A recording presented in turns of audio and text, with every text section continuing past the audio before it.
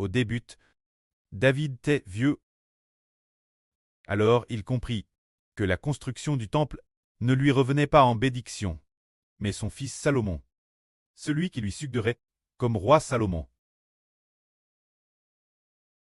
Ce moment-là, David convoqua le peuple du pays, les chefs de centaines et de milliers, les chefs de chaque tribu, venir Jérusalem. Ce moment-là, de nombreux hauts fonctionnaires du pays, des hommes respectables, vinrent tous Jérusalem. Alors David leur parla ainsi, pour leur faire part de la vision de construire le temple. Des plans de construction du temple, David dit alors, « Mes frères et mon peuple, écoutez-moi. J'avais cure de bâtir une maison pour y poser l'arche de l'alliance de Jéhovah, comme marchepied de notre Dieu. Et j'avais fait les préparatifs et prépare les matériaux de construction. Mais mon Dieu m'a dit, tu ne bâtiras pas pour mon nom une maison, car tu es un homme de guerre, et tu amènes de grands combats. Tu as sous mes yeux vers beaucoup de sang sur la terre.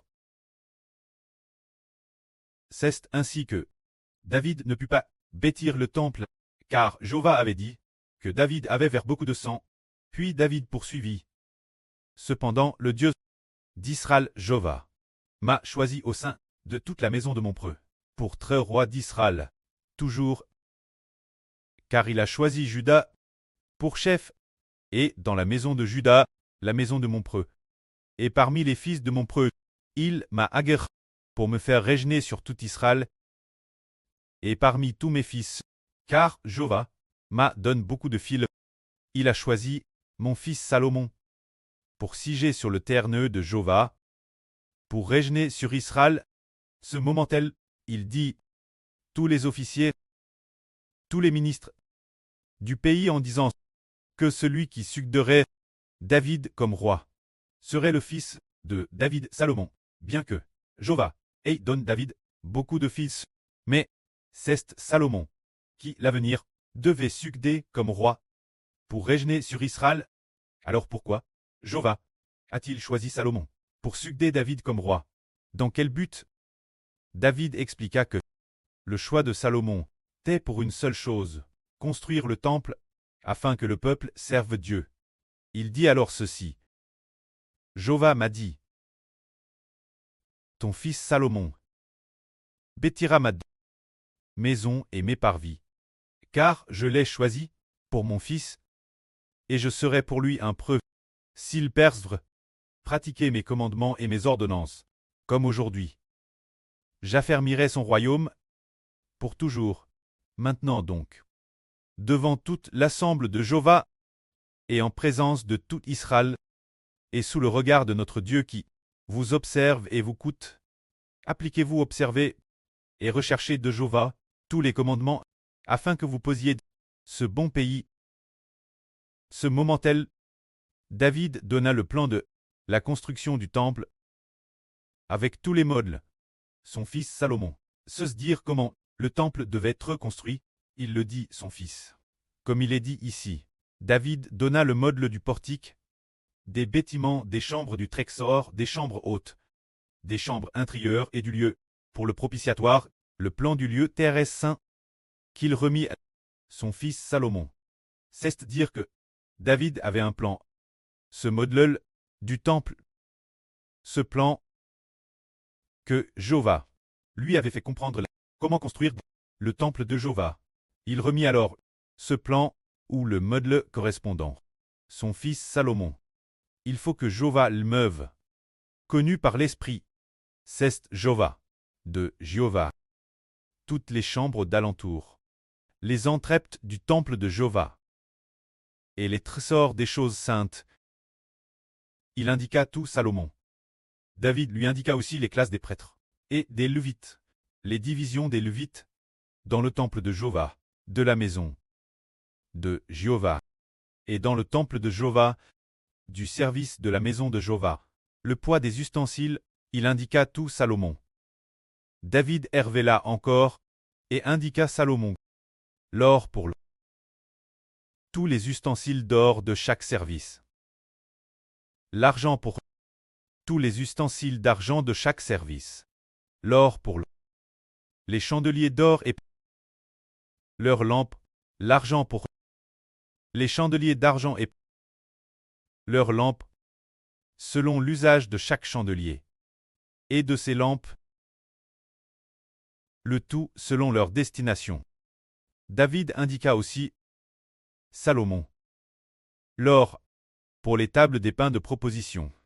L'argent, pour les tables d'argent. L'or pur, pour les fourchettes, les bassins. Et les coupes, pour les coupes d'or, avec le poids de chaque coupe, et pour les coupes d'argent, avec le poids de chaque coupe. Et l'or, pour l'autel des parfums. L'or pur, d'or, pour l'autel des parfums. Et l'or, pour le modèle du char. Des crubins, qui tendaient leurs ailes, et couvraient l'arche de l'Alliance. Ce crubin, se dire.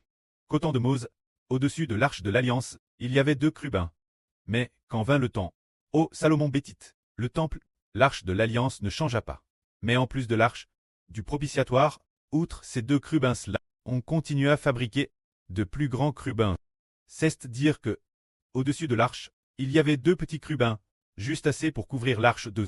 Mais au temps de Salomon, on fabriqua de plus grands crubins qui non seulement couvraient, mais couvraient entièrement le lieu.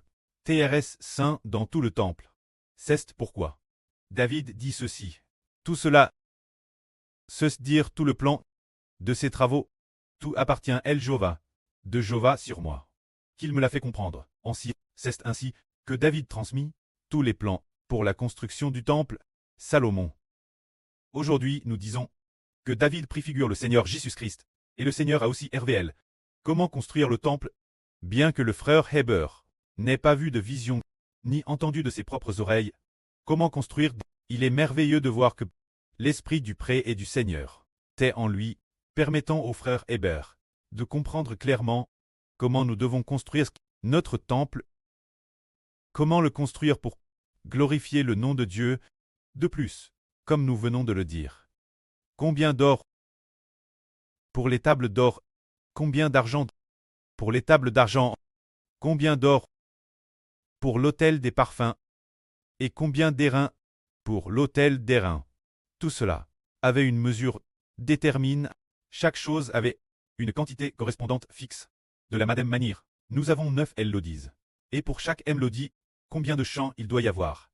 Et puis, dans cette mélodie, comment les organiser? Le pré a également mis cette sagesse. Dans le frère Heber. Ce moment-tel, David a finalement encouragé son fils, Salomon, en disant « Mais Salomon, qui n'était pas encore roi, alors qu'il était encore prince héritier. » David devenu vieux. Ce moment-tel, il encouragea son fils en disant « Fortifie-toi, prends courage et agis.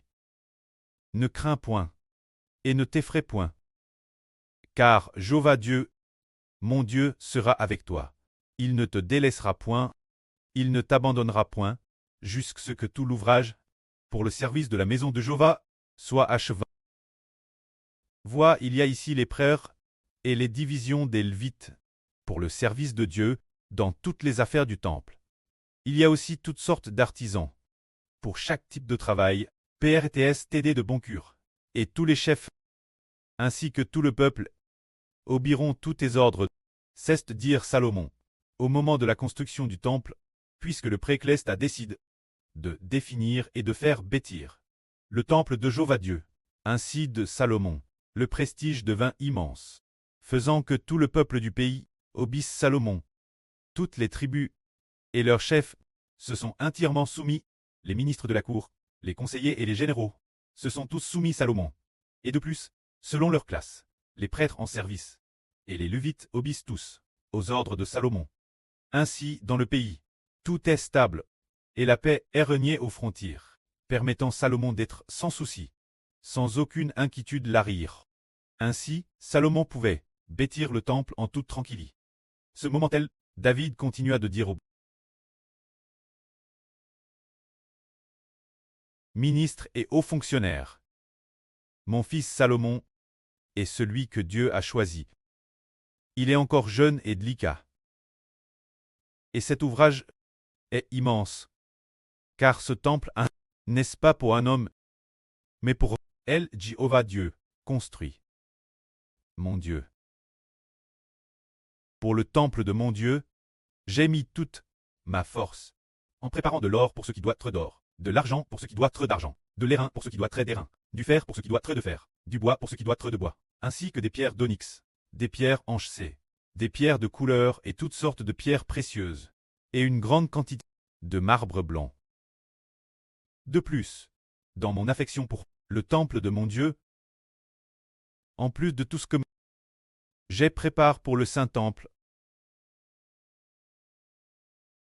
je donne de mes propres biens, mon or et mon argent personnel. Jéhovah, mon Dieu, pour la maison de mon Dieu, savoir de l'or d'Ophir, 3000 talents, d'or affine, 7000 talents, pour en revêtir les parois des bâtiments, pour les objets d'or et d'argent, et pour tout l'ouvrage des mains, des artisans. Alors combien d'or David a-t-il offert ce moment-elle? De l'or d'Ophir, dire de l'or d'Ophir, ce qui signifie de l'or pur de haute qualité, l'or provenant d'Ophir, s'élevait 3,00 talents, 3,00 talents, ce qui équivaut 102,6 tonnes d'or. 102,6 tonnes. Pas 1 ou 2 tonnes, mais bien 102,6 tonnes. Vraiment David était, en effet, extrêmement riche. Il a aussi été généreux dans son offrande Dieu. Puis quand l'argent, c'était 7,00 talents, soit 239,4 tonnes. Soit près de 240 tonnes. Pas 12 kilos, ni 1 ou 2 tonnes, mais 200 PRS de 240 tonnes. Ainsi ont été offertes plus de 100 tonnes d'or et 240 tonnes d'argent. Quoi cela servait-il? Recouvrir le temple. C'est alors que David dit encore: qui veut aujourd'hui offrir ce qu'il pose de Jéhovah pour la construction du temple? Alors les chefs des familles, les chefs de milliers, les chefs de centaines, les dirigeants des tribus, ont tous fait des offrandes de leur propre or et argent, ainsi que du bronze et des pierres précieuses, pour bâtir le temple. C'est ainsi que Géarcé David, et aussi Grèce Salomon, et bien SR, Géarcé Dieu, le peuple entier, TTRS dispo offrir l'or et l'argent qu'ils possédaient pour la construction du temple. Alors aujourd'hui, nos frères et sœurs, quels sont l'or et l'argent? Destin bâtir le temple. L'or et l'argent sont des champs. Actuellement, ce que nous comprenons par l'or et l'argent, ce sont les champs. Alors, si nos frères et sœurs offrent de l'or d'Ophir, cela signifie offrir les meilleurs champs, dire les champs, compos par les frères et sœurs, compos avec une grande botte, ce sont les meilleurs, l'or d'Ophir, de l'or pur. Ainsi dans ce processus, la construction exige que l'on offre de l'or et de l'argent. Nous confions donc ce ministre de construction du temple. Un groupe d'enfants qui composent de magnifiques chants. Une fois composés, ils sont soumis, puis le frère Ashbert les vérifie. Ensuite les chants, offerts par les frères et sœurs, qui sont comme de l'or et de l'argent. Ces chancelles seront ingréés dans le temple de la nation d'Israël, afin que l'avenir, chaque jour, nous puissions louer Dieu en lui offrant ces chants, qui sont comme de l'or et de l'argent, pour le glorifier, pour chanter les louanges du pré et du nom du Seigneur Christ. Que la gloire soit auprès et au Seigneur. Amen.